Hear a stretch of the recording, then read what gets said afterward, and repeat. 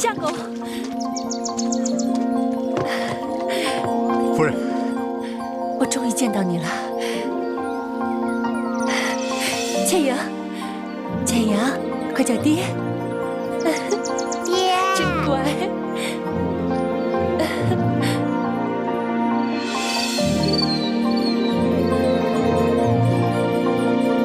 这就是明珠谷了。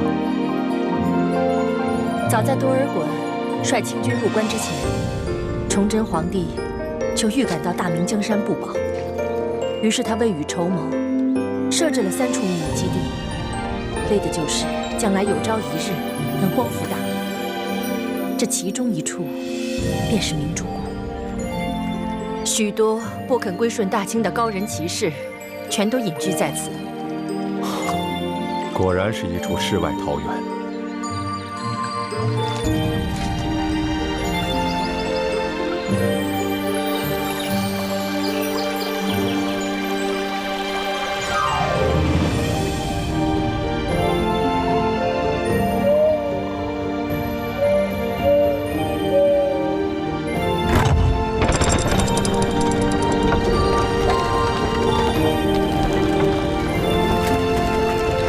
相公，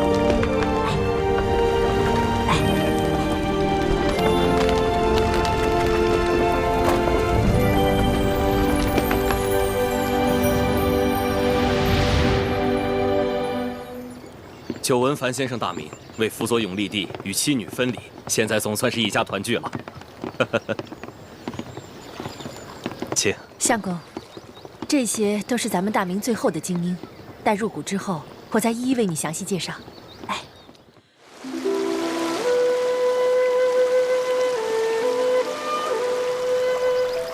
义父，你今天怎么肯带我出谷玩了呀？今天是你7岁生日，你从小到大都没有离开过明珠谷，所以义父今天带你出谷开开眼界。哇，那我是不是能吃到很多很多好吃的？你呀，就是挑食。确实，在谷中也没什么好吃的。易欢，今天你想吃什么，义父都买给你。哇，真的吗？嗯，太好了，我的义父最棒了。走。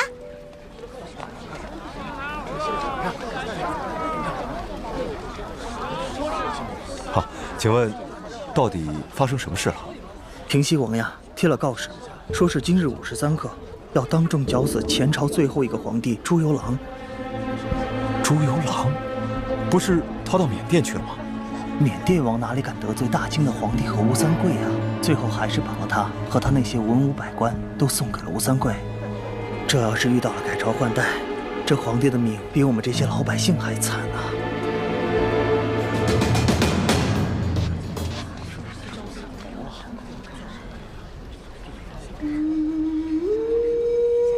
台上跪着的那个男人，还有他旁边跪着的那个女人，你好好的看看他们，记住他们的样子，永远都不要忘记。他们是谁啊？我为什么要记住他们的样子，永远不忘？先别问为什么，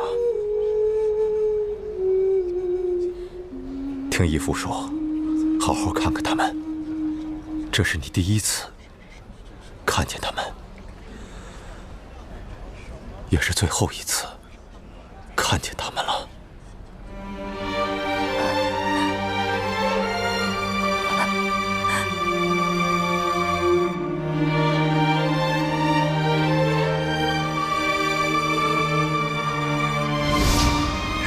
看这孩子这么爱笑，要不朕就给他起名叫做易欢。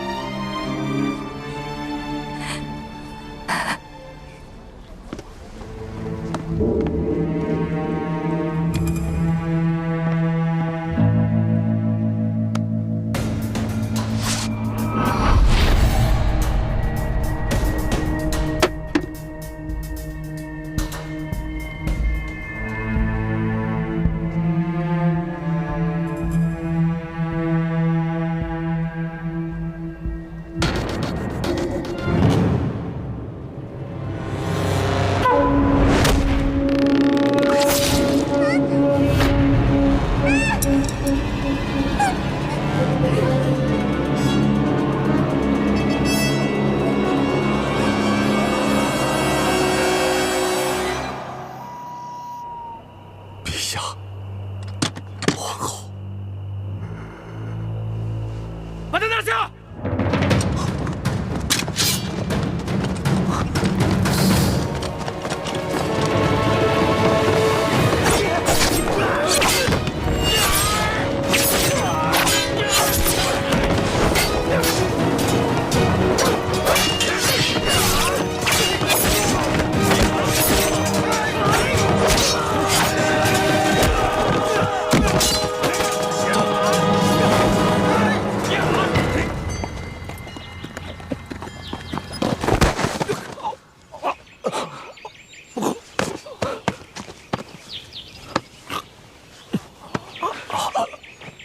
范神医，你没事吧？你是晋王？他们在哪？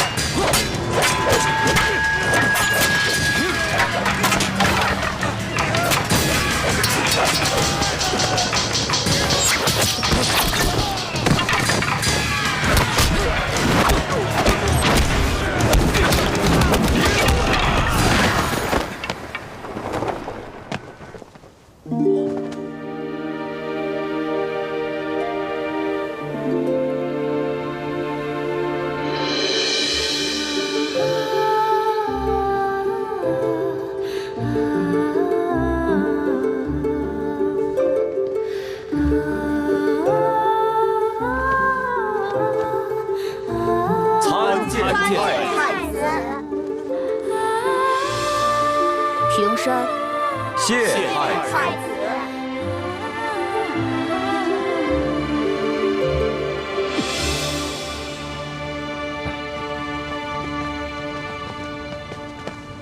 如今顺治已经驾崩，他的第三子爱新觉罗玄烨继位，改年号为康熙。康熙只不过是一个8岁小儿，朝政实际都掌握在4位辅政大臣手中。这4位辅政大臣，他们分势而立，互相内斗，而吴三桂又与他们分庭抗礼，所以，我们将来还是有机会能够找到复国的契机的。希望各位都不要气馁。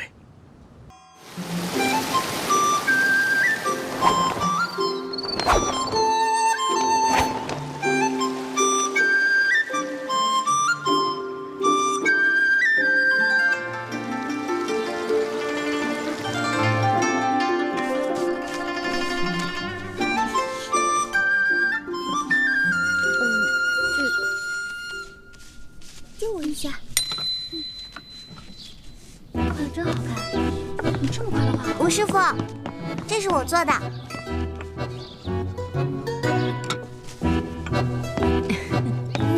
你看到我的东西了吗？那不是你做的面具吗？吴师傅，这张面具是我做的，被易欢偷偷拿了。易欢，他居然偷懒不肯做作业，居然偷了同学的功课来搪塞我。上课的时候，易欢竟然还装病。易欢这孩子呀，比其他的孩子都聪明，只要稍加努力，前途不可估量。每次都是这样，认错认得贼快，可是一掉头就外甥打灯笼，照旧。易欢，从明天开始，别人练1个时辰的功夫，你要练2个时辰。别人做1份功课，你得做2份。你这样根本不配做晋王的女儿，日后还怎么指望你光复大明？易欢，不要让我失望。你这孩子今后要多用点功了。易欢，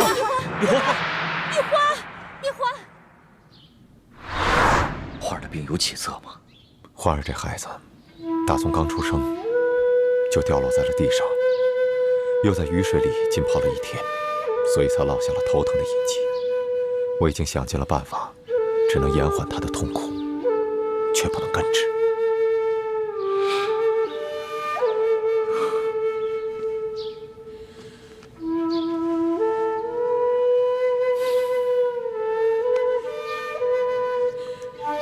花儿，都是我害了你。其实欢儿的病也不是不可医治，只是需要找到一种特别的药引。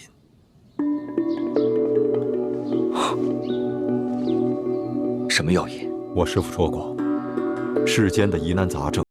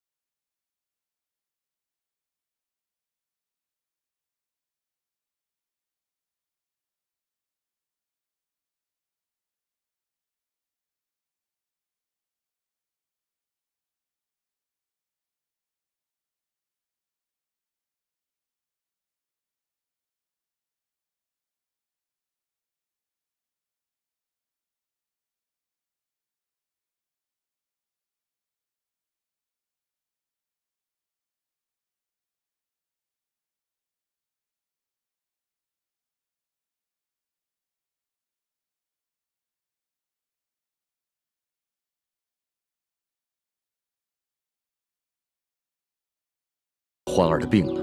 其实龙珠治病之说，不过是医家玄学的奇谈怪论，不必当真。你们接着练，1个时辰之后才可以休息。二师傅，为什么小师妹就不用练？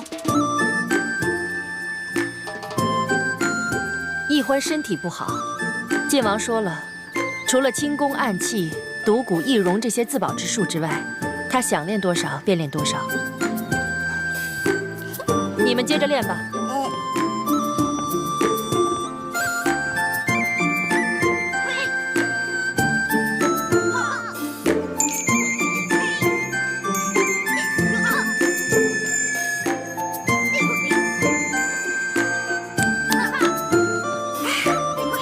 周哥哥，易欢，你别捣乱。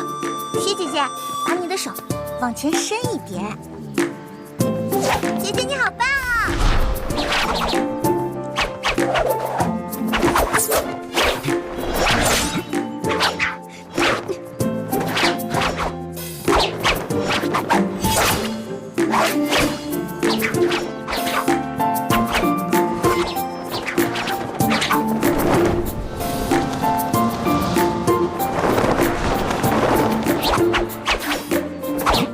周哥哥，再高一点，高一点。认真点。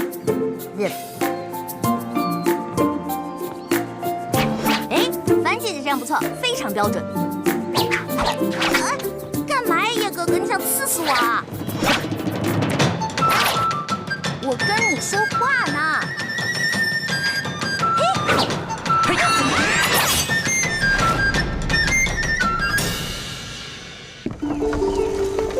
爹及诸位师傅在上，易欢历来胸无大志，唯愿吃遍天下美食，穿遍天下美衣，还有找齐珍贵药材，配出冰肌血肤养颜膏，治好倩影姐姐的脸。还望诸位师长原谅易欢违禁出谷，待实现3大愿望之后，易欢再回谷，负荆请罪。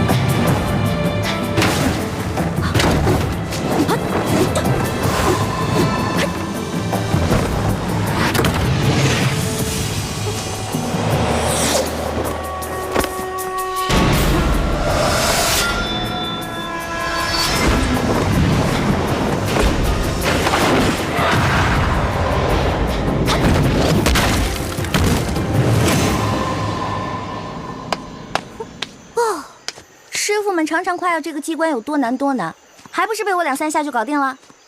李易欢，你真是个天才！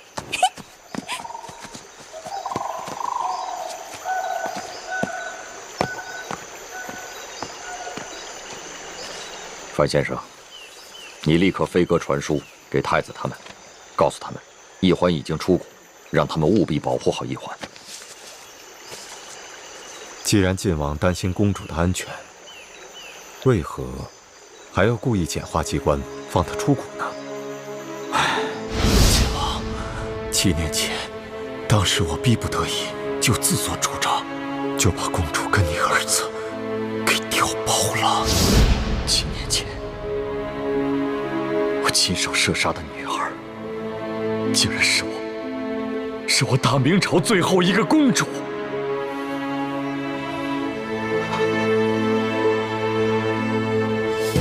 我李定国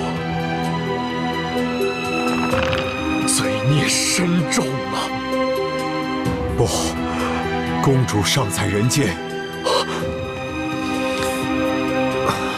当年你那一箭，刚好射中皇后送给公主的玉佩上，所以公主毫发无伤。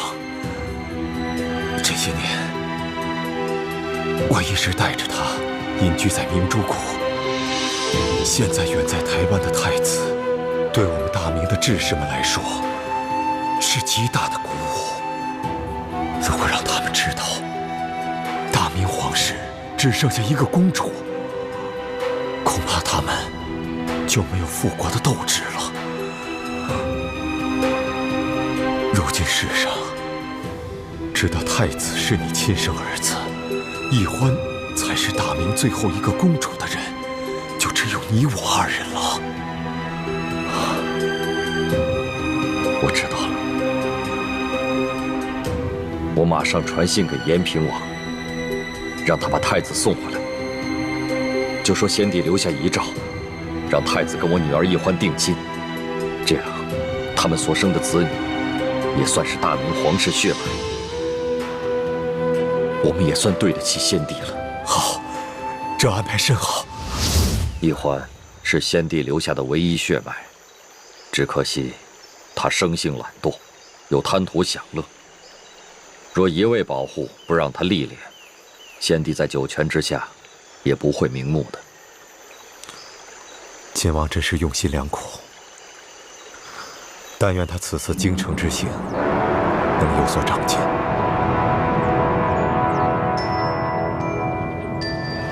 看桃仁，好看，好这个。哎，卖鸟嘞！哎，您看我这鸟。鸟儿应该自由的飞翔，不应该在笼子里。哎，您干嘛？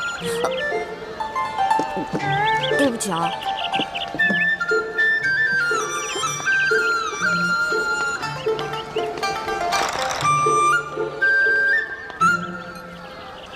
师傅们都说清甜无道，民不聊生。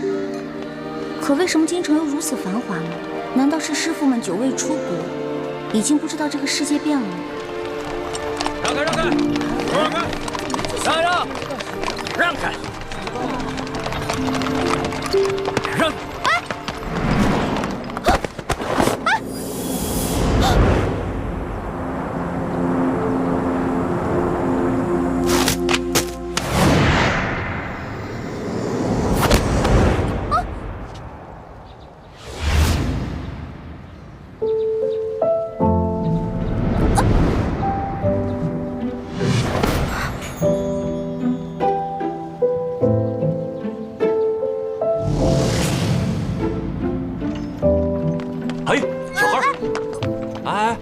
干嘛呢你？啊？对不起啊，不妨事。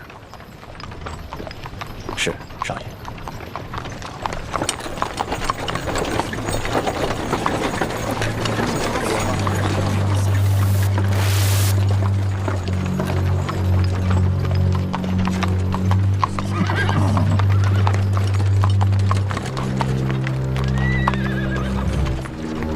哎，他们要把这些人押到哪儿去啊？还能去哪儿？当然是菜市口了。菜市口，卖菜的地方。哼，菜市口你都不知道啊？菜市口是朝廷行刑的刑场。那他们犯了什么罪啊？那车上还有婴儿呢，也要被砍头啊？哎，他们可是前明的余孽，口口声声要光复大明，这都是特等的大罪，是要诛九族的。当今皇上这么残暴，诛九族，怪不得这些人要光复大明。我说臭小子，你胡说什么呢？啊，你信不信我？哎，这位小兄弟，不过随便说说，不妨事。是。小兄弟，听你的口音，不像是京城人吧？第一次来，来京探亲访友的，算是吧。主要我想看看紫禁城长什么样，再吃点京城的美食。如果有机会能看到皇上长什么样就好了。要瞧紫禁城容易啊，远远的看一眼也就是了。要吃京城的特色美食，京城第一酒楼一定能包你满意。但是皇上身居大内，可不是你想瞧就能瞧见的。瞧不见就算了呗，我也只是好奇而已。哎，你们说那暴君是不是长得青面獠牙，极其恐怖啊？你胡说什么呢？啊，你又没见过皇上，凭什么说皇上长得青面獠牙？还诅咒说皇上是什么暴君？你找死啊！本来就是，我虽然没看见过皇上，可他动不动就株连九族，连生下的婴儿都不放过，不是暴君是什么呀？你要再敢胡说，我就把你……可我听说，当今圣上年少，虽然早已亲政，可朝政依然把持在辅政大臣鳌拜的手中。你说的暴政，可不关康熙皇帝的事儿啊。你说的这些啊，我都听不懂，但我只知道，皇上贵为天子，就要为老百姓负责，既已亲政，还让鳌拜为所欲为。我看啊，他不是暴君，那也是个昏君。你要再敢胡说，我立刻……他说的对，任由朝政把持在他人手中，不是暴君，也是昏君。瞧他那把扇子很是名贵，我还是不要招惹这种人为妙。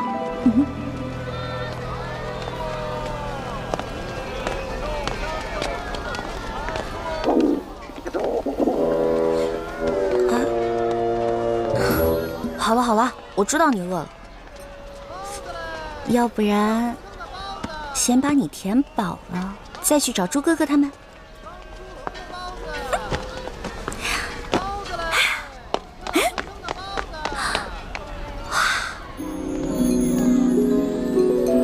这难道就是刚才那位富家少爷说的京城第一酒楼？那全京城最好吃的东西，肯定就在里面了。您慢走。哎呦，客官，您里边请。您请。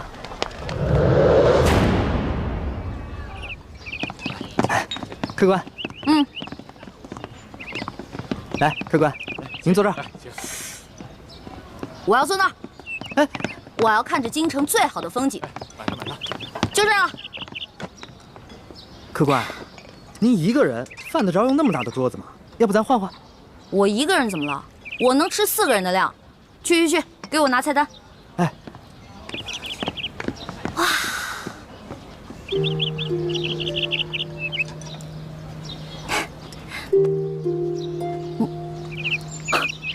好巧，又见面了。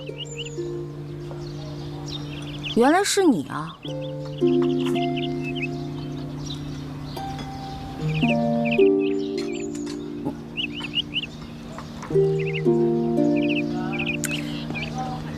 哎，这位大哥，你干嘛总盯着我看啊？我脸上长花了。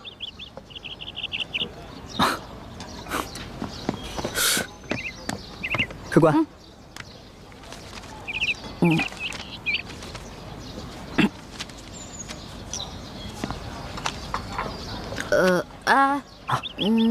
他桌子上的菜给我来一模一样的。客官，那桌还有客人没来，您点那么多，一个人吃得完吗？哎，你管那么多干嘛呀？我让你去给我做，你就赶紧做。哎，等一下，再给我来一壶好酒，我要你们酒楼里最好的酒。好嘞。去吧。哎呀，京城的鸟啊，走你！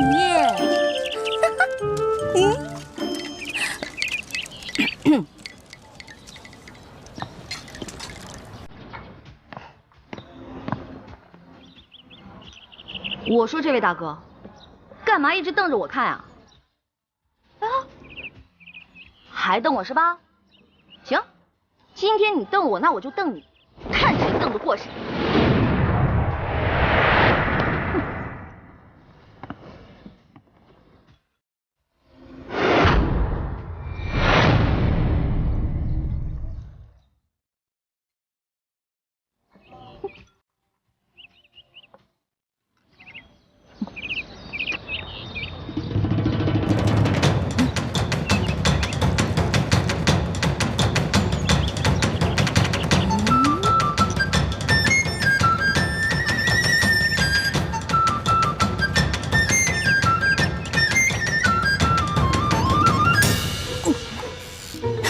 说了吧，看你还敢瞪我！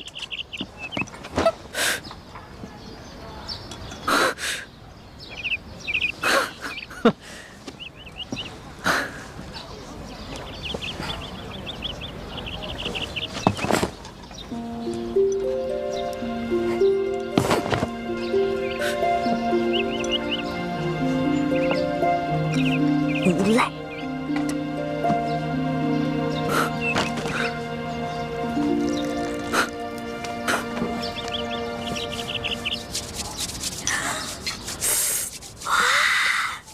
好吃的，先吃哪个？尝尝。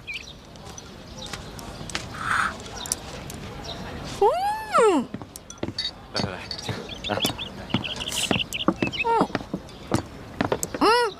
不太够。啥？听说你们京城最好吃的是烤鸭，对吧？去，给我拿一只。客官，您点的这桌菜，足够4、5个壮汉吃了。烤鸭你吃得完吗？什么意思啊？怕我吃不起是不是？我有的是钱。去，给我挑只肥的啊！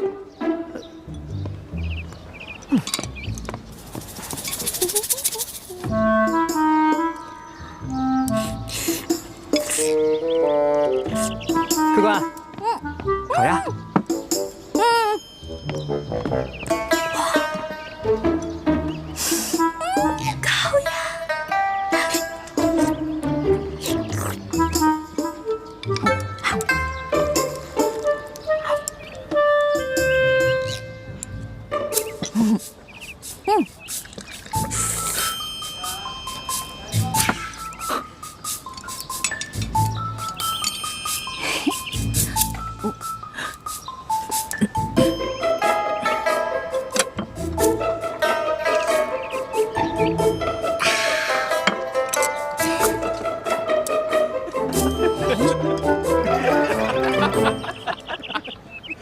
你看他那吃相啊！没见过这吃相，来，你们看，你看，笑什么呢？就笑你怎么了？长得跟个姑娘似的，吃起饭来跟头牛一样。我花你们家钱了，穿你们家衣服了，吃你们家饭了。看不出来，你不仅食量大，脾气也挺大的呀。今儿我就替你父母好好教训教训你，改给你的臭毛病，不然以后可娶不着媳妇儿。想教训我，小爷请你们吃鸭肉。不。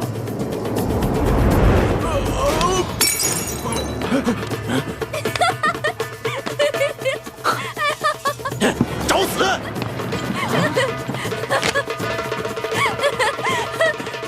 哎，党横是吧？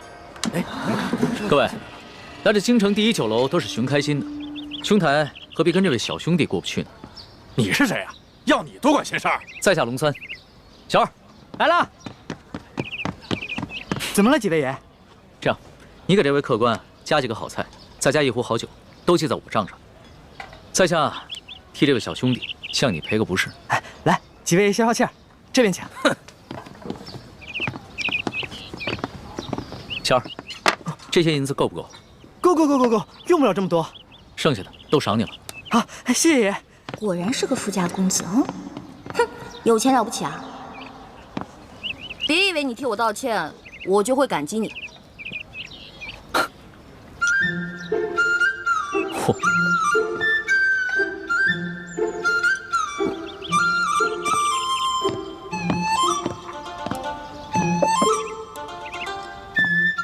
小兄弟，看你那么喜欢吃美食，这个呢，是我自家带过来的糕点，外面吃不到的，赏脸一品吧。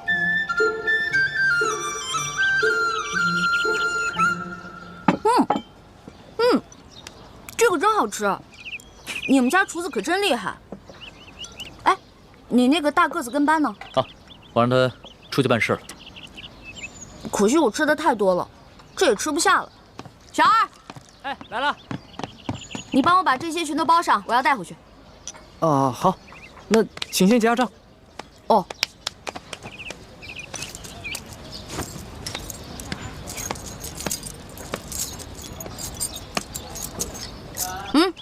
不用找了，这不够啊！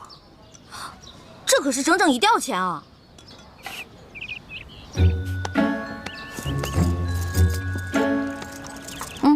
拿去。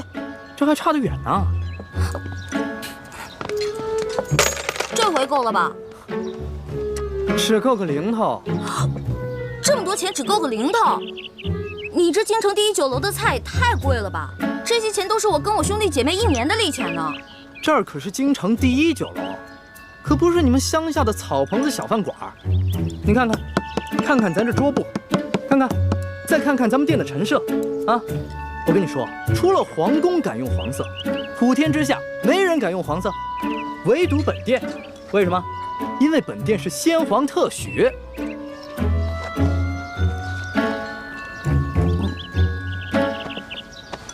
啊，这样吧，这顿饭钱我来出了。哎，且慢。虽然我知道你比我有钱，但是我也知道，无功不受禄。这样吧，我能不能先欠着，等我哥哥来了以后再付给你？可以啊，但是把你刚才掏的那块玉压在本店。带着这块玉赶回客栈，晚上会有别的叔叔接你回明珠谷。义父，你要去哪儿啊？我要跟你在一起。义父要为刚刚被绞死的那几个人收尸，这件事情太危险，你不能跟着我。那些被绞死的人跟咱们有什么关系啊？义父为什么要去给他们收尸？你还小，你不明白。记住，这块玉是你亲娘留给你的最后遗物，也是唯一能证明你身份的信物。你千万不能把它弄丢、弄脏。不行，这是我娘死前留给我的唯一遗物，不能给你。那客官的意思就是要吃霸王餐了。小兄弟，这个京城第1酒楼有个不成文的规矩，礼敬天下身怀绝技的能人异士。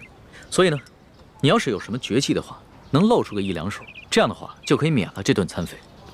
对，如果你实在没有现银的话，可以露手绝技给大伙儿瞧瞧。那什么样的绝技啊？来，小兄弟啊，你看到这上面挂的字画了没有？只要你能题一首诗，写一首好字儿，或者是画一幅画，就够格了。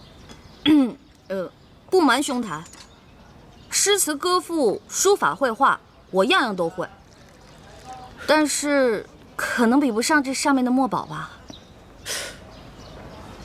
若是小兄弟觉得自己文采稍逊的话，那会不会什么别的，比如某种乐器、舞蹈，或者武功杂艺？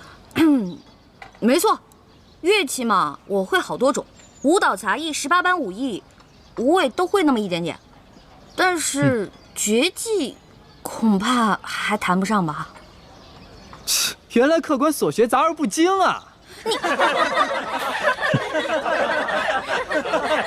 哎，人的精力是有限的。这位小兄弟啊，年纪轻轻的就什么都会，已经是很难得的奇才了。这样吧，小兄弟，你就挑你最精湛的技艺来露一手，看看是否合格。若是不够格的话，我来给你做担保，等你找到你哥哥再来结账不迟。好，就听龙少爷的，挑个您最拿手的，来一个给大伙瞧瞧。好，来一个。多谢兄台。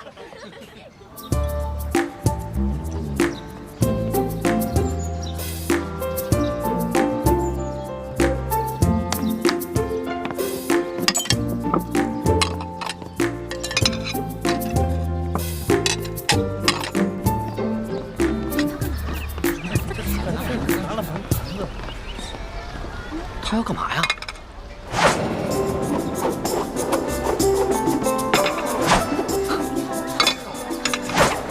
小兄弟，你这手上功夫虽说不上如何，但也算不错。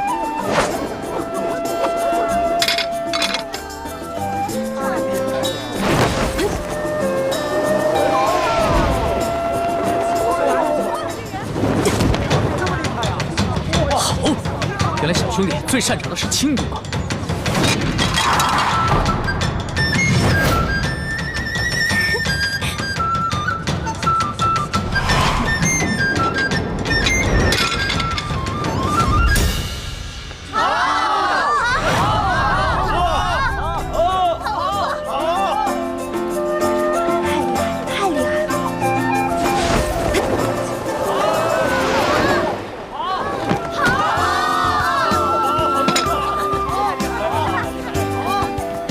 走了吧？当然可以，还请您留下高姓大名，下次再来本店提您名字可以打折。姓名就不必了，朱门酒肉臭，路有冻死骨。你这京城第1酒楼的一顿饭，够我跟我兄弟姐妹过1年了。先撤了。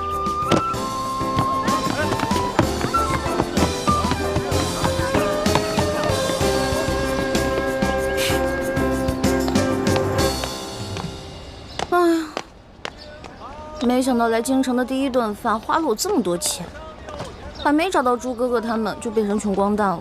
要是再找不到朱哥哥的话，那我就要露宿街头了。等会儿那个龙三出来，他往那边走，我们跟过去，然后把他抓了。龙三。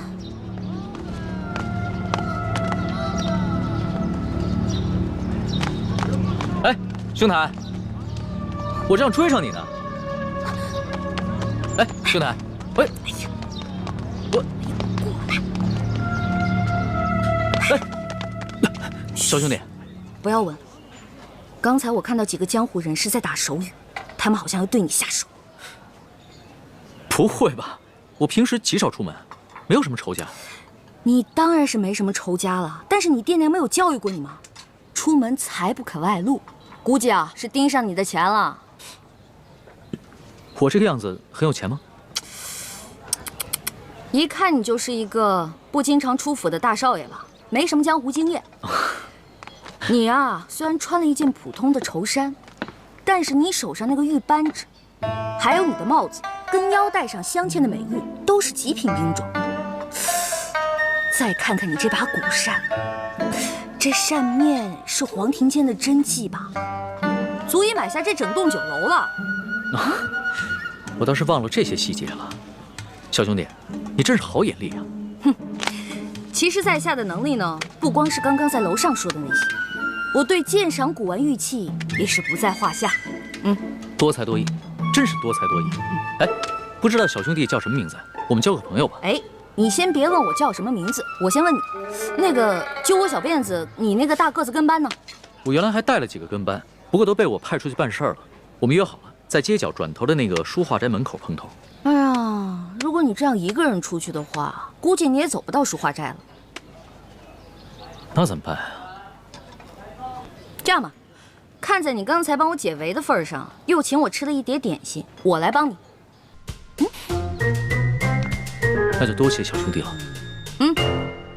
想不到这天子脚下，北京城内，光天化日还有人抢劫绑架，也难怪朝廷会实行严苛的刑罚。亏你还饱读诗书，这什么狗屁道理？推行暴政，我虽然不懂国之大事，但是我也知道，唯有仁政才能治理天下。还愣着干什么呀？赶紧去换衣服呀！哦。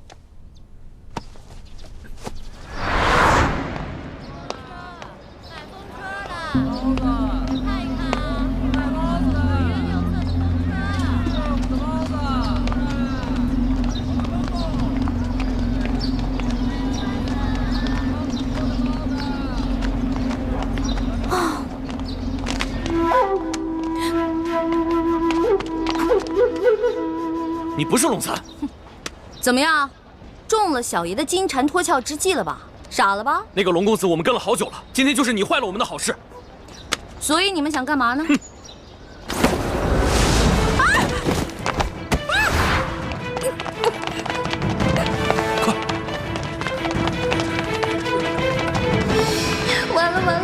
这下惨了，龙三啊，我不过吃了你一碟点心，却要把一条命赔给你了。你肯定会误会我顺走了你的财物，在背后骂我见利忘义、不讲信用。哎呦，真的是冤枉死我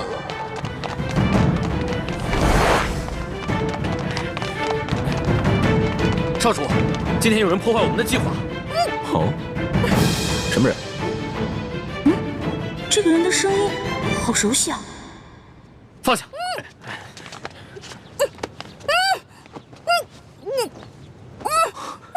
欢妹，怎么是你啊？把绳子解开！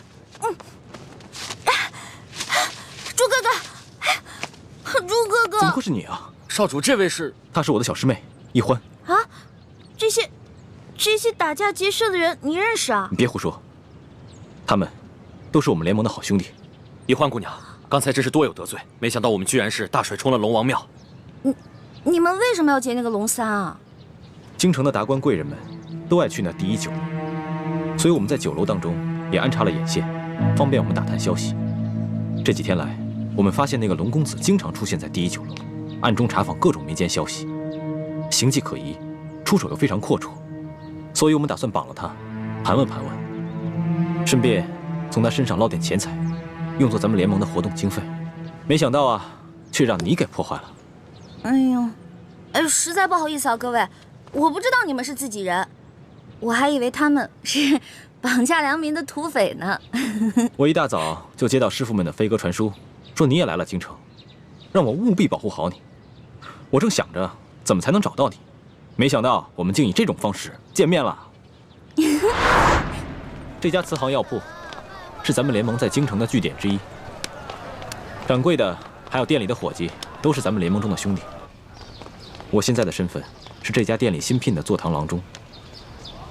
你给我记住了，以后在外人面前要叫我李建清李先生，不许再叫我朱哥哥了。知道啦。哎，朱哥哥，叶哥哥、雪姐姐、樊姐姐呢？他们都出去执行任务了。哦，我呢，在指挥兄弟们绑架龙三儿。没想到却歪打正着碰上了你。对了，你为什么要帮龙三儿啊？这个嘛，我先进去换件衣服，出来再跟你说。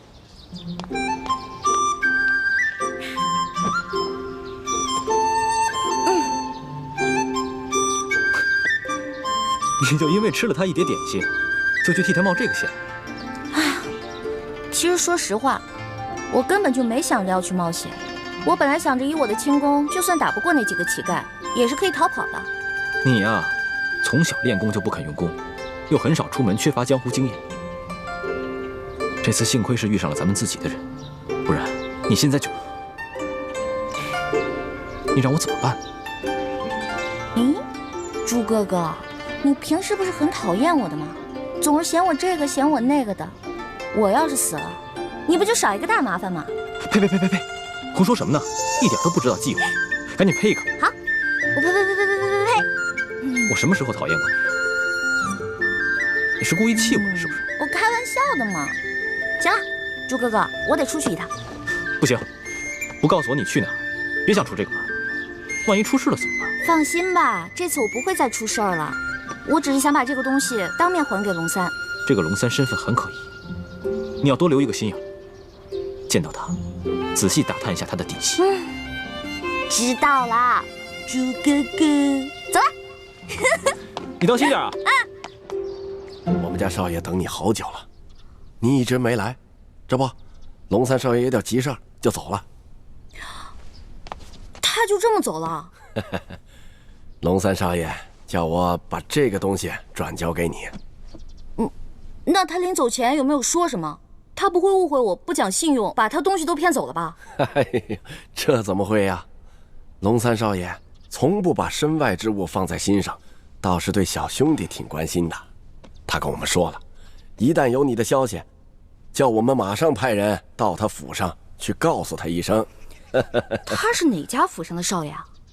这个我就无可奉告了。我也没什么别的意思，我只是想把这些东西当面还给他，以免他误会我。哎呦，龙三少爷说了，这些东西啊，就全送给你了。就当你对他帮忙的一点谢意。这些东西都很值钱的，他全都送给我了。龙三少爷，对你倒是很欣赏的，还想和你交个朋友呢。小兄弟，请问你尊姓大名啊？哎，那既然他也不肯说他的真名，我为何要坦诚相待呢？好吧，既然他都送给我了，那我就不客气了。哎，小兄弟，那以后如何联系你啊？告诉龙三，有缘自会相见。哇，这就是皇上住的地方啊，看着好气派啊。是啊，这就是紫禁城。这里本该是我的家，可现在却成了别人的家。环妹，总有一天，我要重新入住紫禁城，然后昭告天下，封你做我的皇后，让你坐上凤辇，风风光光的入住这紫禁城。我才不要当什么皇后呢，我又不想住在这紫禁城里。这个紫禁城啊，一看就是用黄金造的大金笼子，有什么好的呀？我才不稀罕。你难道不想母仪天下吗？我为什么要母仪天下呀？我的人生有3大志愿，一呢是吃遍天下所有的美食，2是穿遍天下所有的美衣，这第3个嘛，我希望赶紧治好倩影姐姐脸上的伤。环妹，你是大明晋王的女儿，又是我未来的太子妃，怎么可以这么胸无大志呢？哎呀，我跟你说实话吧，我才不想当什么太子妃呢。这话不敢跟爹跟师傅说，我也只能偷偷跟你说了。现在这世上太平，老百姓可以吃饱穿暖，这天下姓朱或者姓爱新觉罗又有什么区别呢？师傅为什么一直想要光复大明啊？你怎么能说出这么大逆不道的话呢？看，你生气了还？这话我不敢跟师傅他们说，只敢跟你说。如果你要是生气的话，好吧，以后我就骗你，我说好听的话哄你，可以了吧？算了，虽然我有点生气，但我还是只想听你说真话。我就知道你不会生我气的。光复大明，为我诸事报仇，本来就是我的责任。你不过是一个心思单纯的女孩子，我不该苛责于你。朱哥哥，你现在赶紧回药铺吧，我还想再去庙会逛逛，我先走了。哎，你自己小心点，千万别在这事。哎呀，知道了知道了，你怎么比师傅跟爹加在一起还唠叨？走了。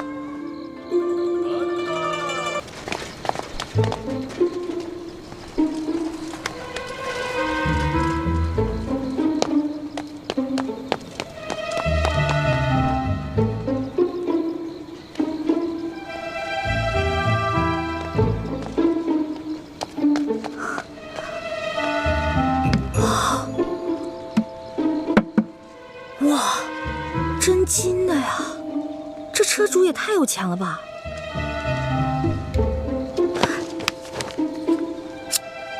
哼，看这车夫刚才那么嚣张的样子，估计这个车主也不是什么好人，我就当劫富济贫了。中堂大人，这边请。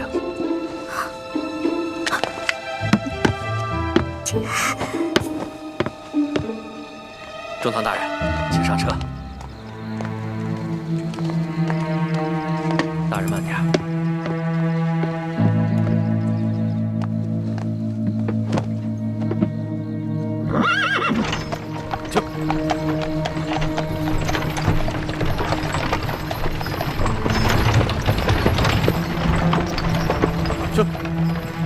当今世上，只有4位辅政大臣之一的鳌拜人称中堂。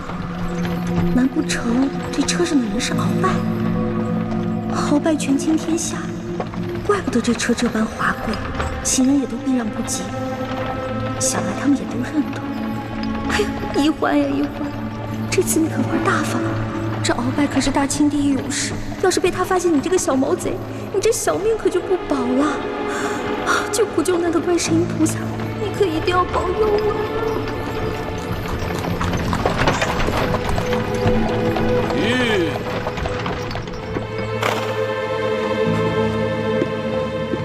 奴才见过中堂大人。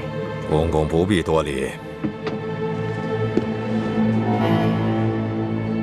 宫中一切可都好吗？一切尽在中堂大人的掌控之中。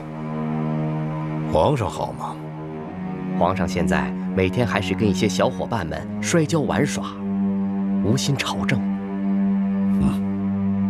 他那都是故意做给老夫看的吧？当年顺治爷临终托孤的情景，老夫至今难忘啊！只可惜这个小皇帝翅膀眼看着就硬了，有点看我等老臣不顺眼了。其实，皇上还是很念旧情的。帝王天子，有谁是心慈手软、真念旧情的？翅膀硬了，总是要飞的。你还是继续给皇上进补吧，每日1盅大补汤，你一定要看着皇上服下去。奴才明白，奴才一定尽心伺候皇上。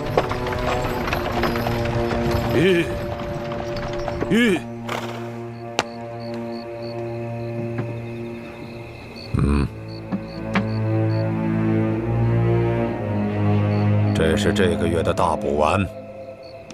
多谢中堂大人。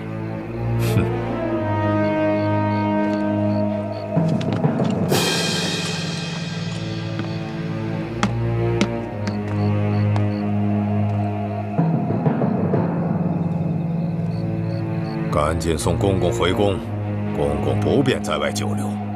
奴才遵命。回宫？难道是回紫禁城？我的天哪！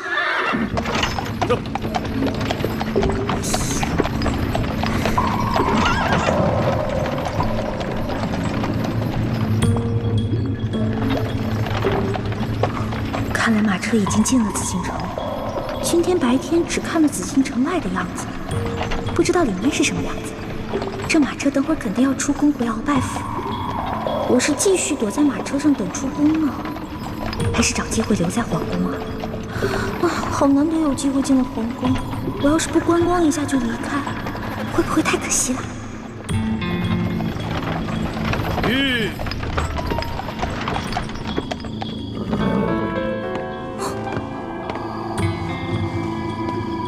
公公，您慢点。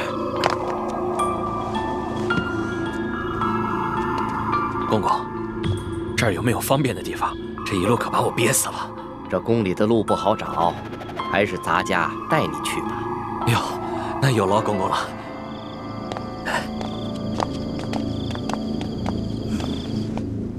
哎呀，行，我知道你饿了，别叫了。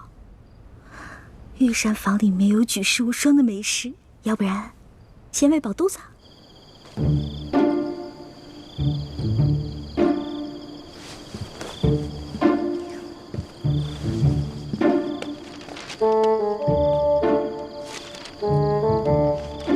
御膳房。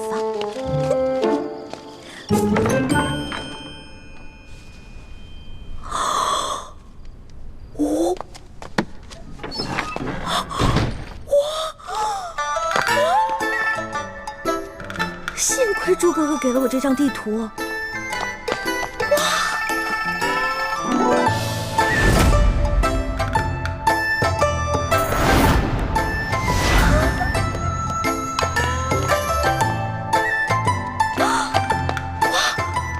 这么多金银财宝，全是真的，上鳌拜的车反而因祸得福了。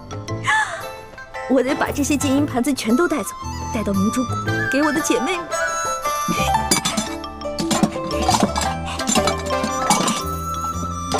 都是皇上用的东西，太棒了！快！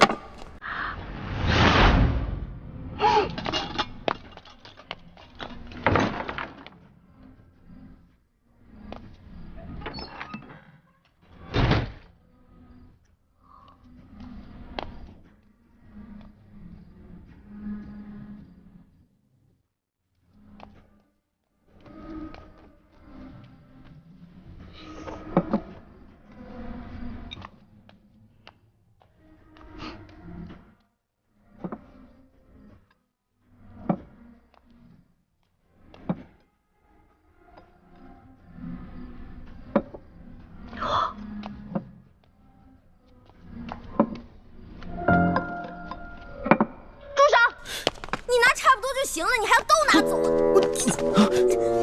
是你啊？谁啊？我跟你不熟，别跟我套近乎啊！哎，是我。哎，是你呀！是不是啊，我记起来了，我记起来了。嘘啊，嘘，我们换个地方说。走走走走。哎，我的东西，我的东西。啊。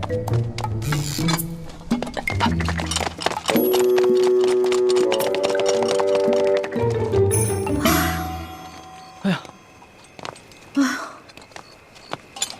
吓死我！哎，多谢你啊，还好有你在，要不然我就被抓了。不过你到底是谁啊？我怎么会在皇宫看见你呢？而且你对皇宫的地形如此熟悉。我呀，我是这个宫里的御前侍卫，所以啊，我对这个皇宫啊特别熟悉。你在宫里当差啊？怪不得那个书画斋的老板不肯跟我透露你的身份呢。原来如此啊！小兄弟，还是你说的对，有缘自会相见。没想到这么快我们又见面了。是啊。哎，对了，你这么晚进宫来做什么呀？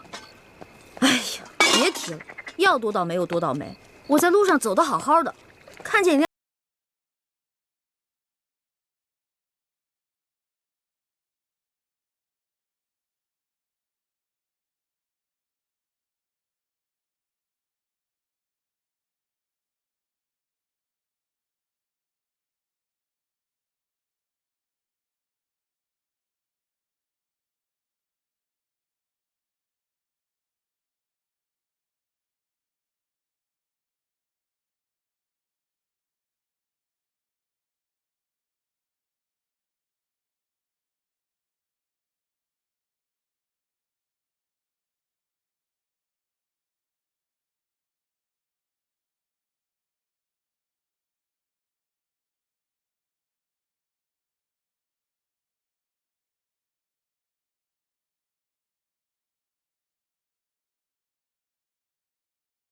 鳌拜在宫里会有奸细，但没有想到他居然如此放肆，胆敢公然勾结内奸，真是不把皇上放在眼里。还是小皇帝无能呗，这拉屎的呀，居然被吃屎的欺负。小兄弟，你这话未免也太糙了吧？话糙理不糙啊，我说的都是实在话。如果这个皇帝是个英明君主的话，那怎么可能任由鳌拜这么嚣张跋扈呢？小兄弟啊，你想的太简单了。这皇上啊，年少，刚亲政不久，要整顿朝纲，自然是需要时间的。而且他确实想做出一番大事，要不然的话，他也不会派我乔装打扮，在宫外打探消息了。怪不得你在酒楼花钱这么阔气，原来是奉旨花钱啊！你这个差事不错啊！哎，我都跟你聊饿了，还好我在御膳房拿了点吃。这样，我带你去一个特别安全的地方慢慢吃。去哪里啊？哪儿啊？你跟我来就知道了。哦。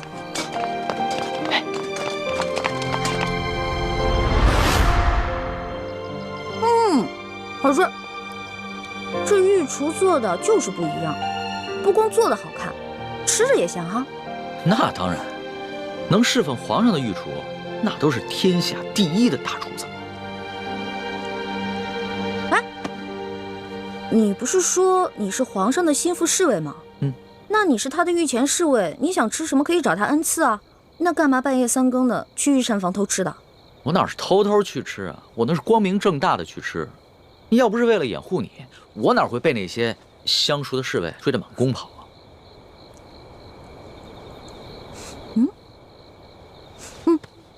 怎么？不对啊，这两种糕里面掺了不同的香料，会使人慢性中毒的。中毒？你别开玩笑了，怎么可能呢？这些糕点是皇上最喜欢吃的，而且皇上平时进膳的时候，都是有专门的人用银针试过的，也有专门的人试吃，怎么可能会有毒呢？真的，这里边的香料性热，而这个糕点里面的香料性凉，两种单独食用不会中毒，但是混在一起长期食用就会使人中毒，并且可以使人心智受损。你没开玩笑啊？干嘛？别动，我来给你把把脉。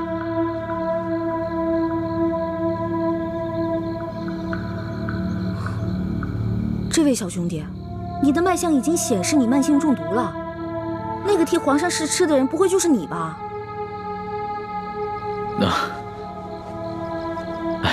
实不相瞒，其实呢是皇上和我最近都感觉到身体不适，所以呢特意让我来御膳房求证一下。原本呢我是不相信宫里的太医，所以想取几样食材拿到外面去给宫外的名医看看。一开始见到你在那儿的时候，我以为啊你是下毒的人，派来毁灭证据的。后来看到你毫无顾忌的大吃大喝，然后又跟我说了这些话，到现在我才相信你。遇到本李大侠李易欢算你运气，知道吗？李易欢，姓李名易欢，这名字挺好听的。那当然了，我不仅名字好听，还会识毒，并且还会解毒呢。那我和皇上的毒能解吗？哎呀，你和皇上的毒嘛，解是可以解，不过这药材配起来比较难，而且这药材价格不菲啊。钱不是问题，你想要多少，我给你多少。好，3日以后在第1酒楼，我带着解药，你把药钱给我。这个药钱嘛，10两黄金。没问题，我看也不必等到3日以后。我这枚玉扳指肯定不止10两黄金，你先拿去吧。哇，果然是个好扳指啊！你就这么把扳指给我了？你也不怕我骗你啊？我相信你，虽然我们两个相识不过1日，但是我能看得出来，你是一个有本事的人。只要是有本事的人，都不会因为钱财而背信弃义的。有眼光。我是个有本事的人，我的本事不光这些，还有很多呢。以后有机会慢慢让你见识啊。好啊。不过呢，刚才在御膳房咱们两个交手的时候，我发现你的武功啊，其实比我好不到哪儿去啊。没本事的人才会靠蛮力，像我们这种有本事的人是靠这里，知道吗？再说了，我就是一个江湖小贼，我这点本事也足够了。但是你是御前侍卫啊，那你这3脚猫的功夫怎么当的御前侍卫？哎，你跟我说实话，是不是你投了个好胎，有了个好爹，才让你当上御前侍卫的？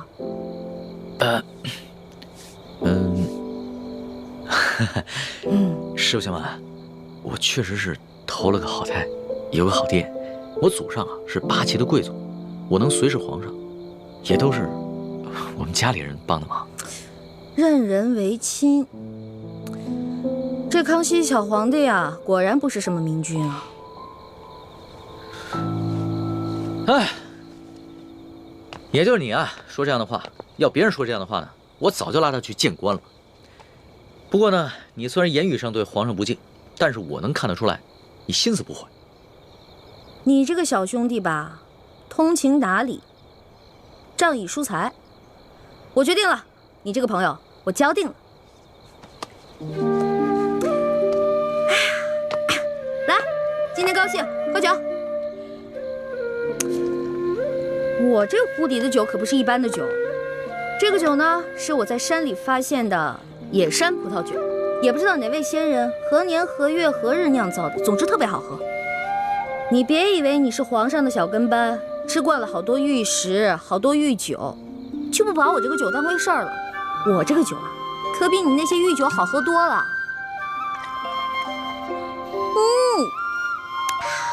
爽，尝尝。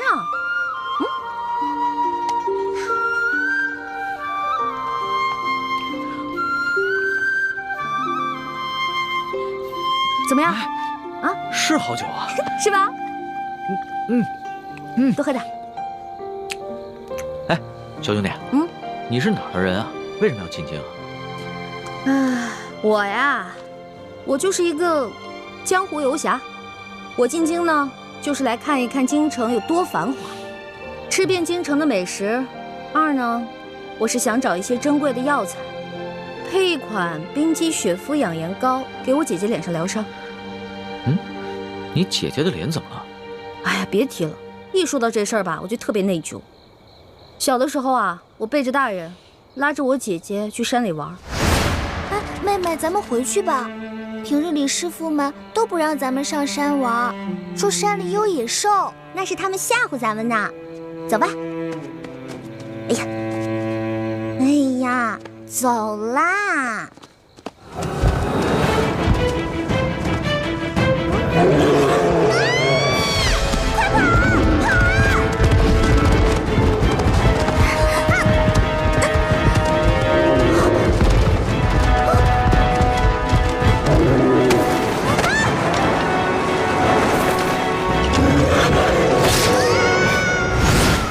所以我姐姐脸上就落下了伤痕。我义父是个名医，他说要想治好我姐姐脸上的伤，就得用稀有的药材配成一副冰肌血肤养颜膏。但我们家比较穷，这些药材一直凑不齐，所以我就想啊，什么时候能把我姐姐脸上的伤治好就好了。我姐姐可是个大美人，但就是因为脸上的伤让她变得很自卑，所以我希望我能早日帮她配齐这些药，治好她脸上的伤。所以你刚才不跟着那辆马车出宫，不是为了进御膳房偷吃东西，而是为了找太医院，去找那些能治好你姐姐脸上伤的药。对啊，本来我想先饱吃一顿再去太医院的，没成想。你是个重情重义的人啊，我喜欢你的性子。哎，你多大了？我呀，我是顺治12年5月初4生的。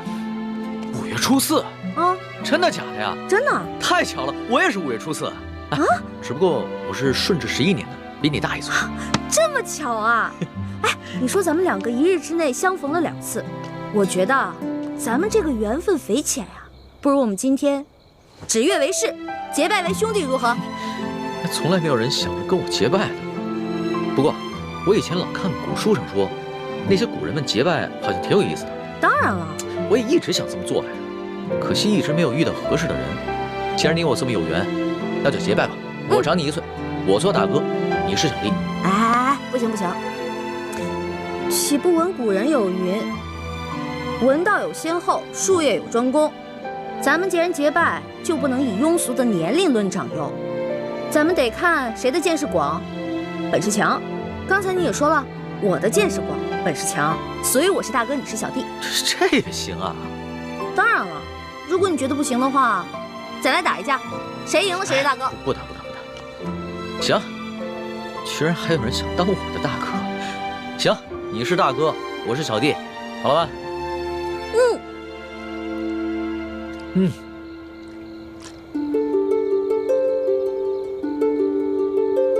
我李易欢，我龙三，今日对着月亮发誓，结为异姓兄弟。从今往后，有福同享，有难同当，永不背弃。同生共死，同甘共苦，如有违誓，天打雷劈。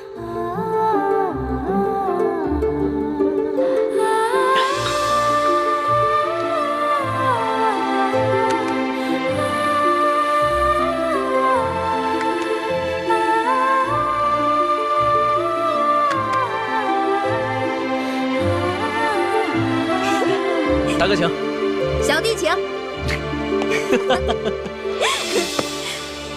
啊，对了，我们现在都结拜了，以后不能骗你了，要不然会天打雷劈的。大哥，你说什么呢？你可真是个小白兔！我之前说那个解药说要10两黄金，其实只需要10个铜板。我跟你结拜了，所以自然不能骗你了。哦，还有这个玉扳指，还给你吧。我是刚开始看你那么有钱，所以想顺便敲敲你的竹杠。不过现在咱们都结拜了，我就不能再骗你了，我得讲义气啊。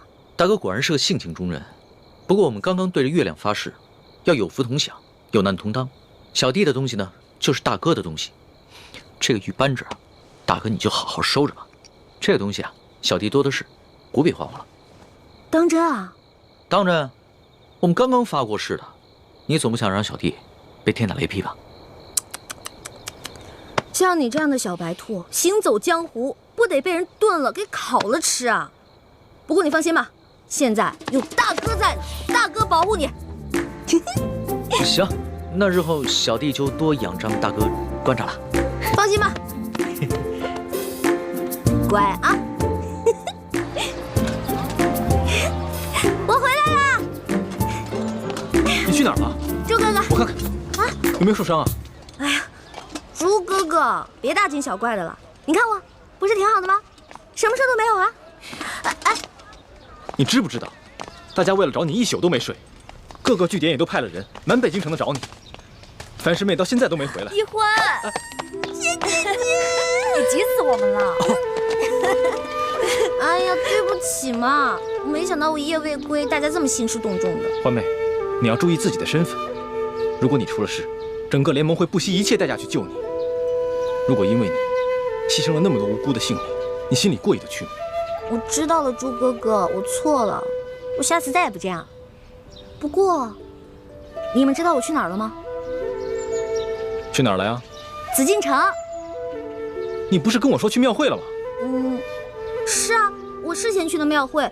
我去了庙会以后，我还去紫禁城溜达了一圈呢。我不光进去了，你们猜我看到了谁？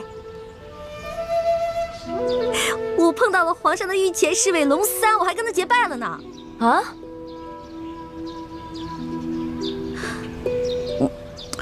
我就知道你们不信我，给我。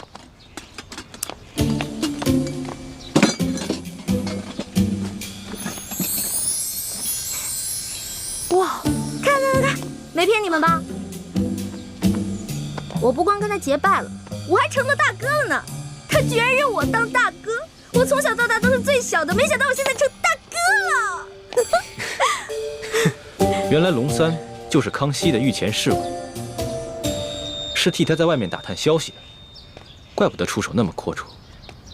欢妹，你要多跟龙三联系，要挑起康熙跟鳌拜的内斗，也许龙三就是一个重要的突破口。没错，你昨晚不是正巧碰见鳌拜勾结内奸吗？这样一来，小皇帝肯定就更加记恨鳌拜了。可是我跟龙三都结拜了，他是我兄弟啊，我们已经发誓了，有福同享，有难同当。我这样做是不是有点不厚道？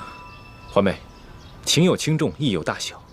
江湖情义固然重要，但那是小情小义。联盟光复大明，那才是大义。